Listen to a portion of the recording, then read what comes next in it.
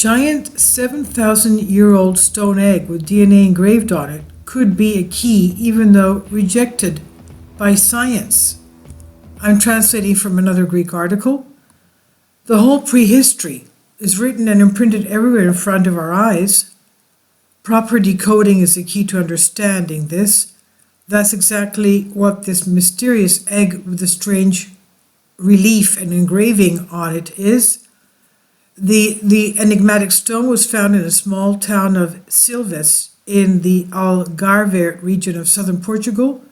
It was found by British researcher and author Peter Daughtry.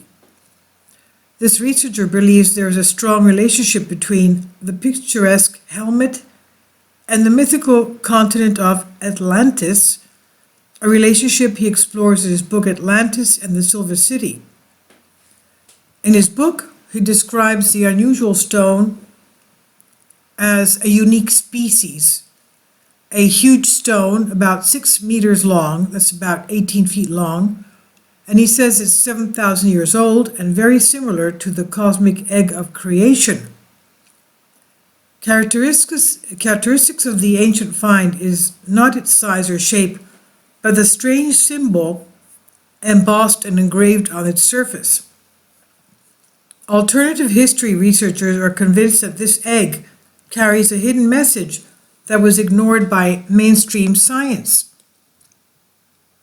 The Hermes or Mercury Thrimaxim or Hermes Trismegistus.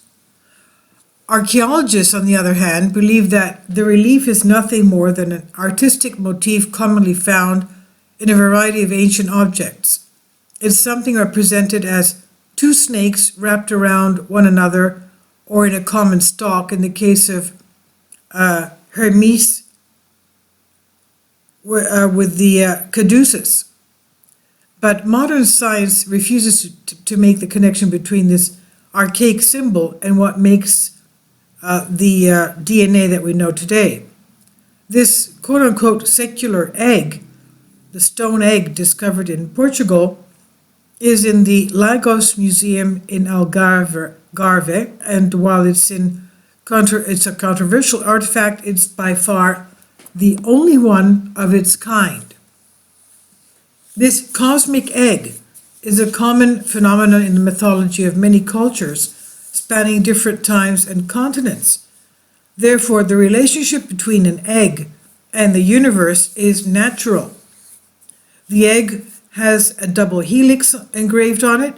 Most researchers agree that this, along with other objects, are remnants of prehistoric times left behind by a mysterious megalithic culture. This raises some questions. Where did these enigmatic people get information about our tiny architecture, the makeup of our cells, the DNA, at a time when it was assumed that writing had not yet been developed?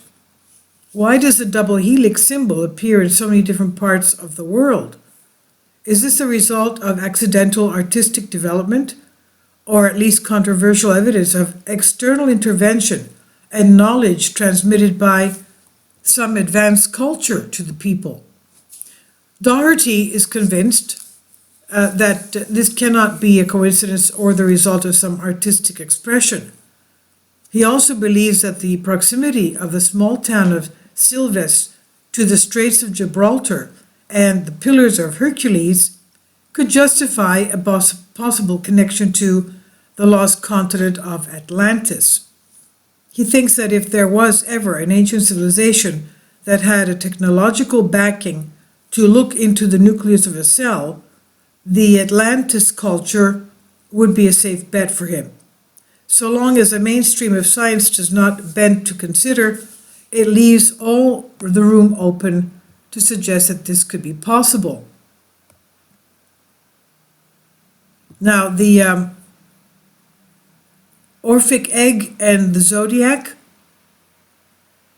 that is to say, we can theorize that according to Greek mythology, theology, cosmogony, it could be the egg of creation, or the olfactory egg, or the orphans, or the silver egg discovered in Silves in Portugal and related to Fanny. It could have been the egg of Evrimoni, where Ophion was wrapped around him and gave birth to the universal egg, the beginning of all. The associations also allow us to associate it with Hermes sermon, the ancient representation of the double helix of DNA. After all these combinations of thoughts, it would be easy to guess who and why made it. This egg is an archetypal library of knowledge that tells us much more than we can understand. So why is there a DNA helix carved on this 7,000-year-old Portuguese cosmic egg?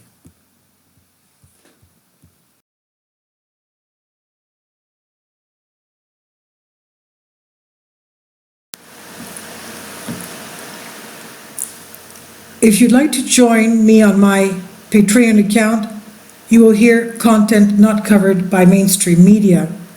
These riveting stories will be based on my research, and I will state my opinions and give my personal insight on diverse and controversial subjects and world events not covered by mainstream media, and not supported by YouTube guidelines.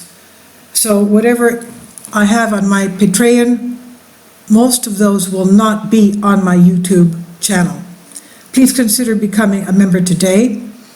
More of the most significant and important videos will be on my Patreon channel.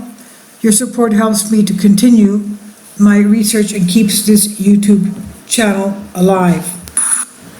And we depend on your support, your generous charity, because we help economically challenged families here in Athens, Greece, in Kapota, and we also help the young generation with university tuition and the community around our church. Thank you.